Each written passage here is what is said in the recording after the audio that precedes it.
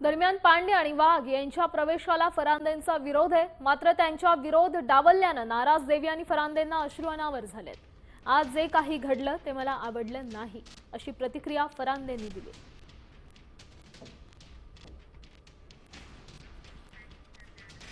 आपण पाहू शकतोय नाराज देवी आणि फरांदेंना अश्रू अनावर झालेले आहेत।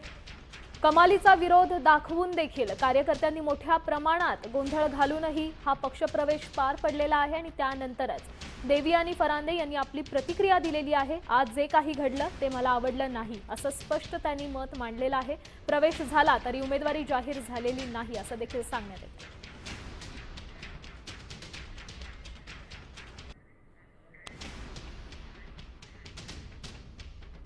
मी एक अतिशय सामान्य कार्यकर्ती आहे आणि माझ्या डोळ्यासमोर जर कार्यकर्त्यांना बळी दिला जात असेल तर हे काही बरोबर मला वाटलं नाही। जे आज पक्षामध्ये आलेले आहेत, पक्षाची वरिष्ठ पदाधिकारी म्हणून मी त्यांचं स्वागत करते, पण आज जे काही घडलं ते मला काही आवडलेलं नाहीये।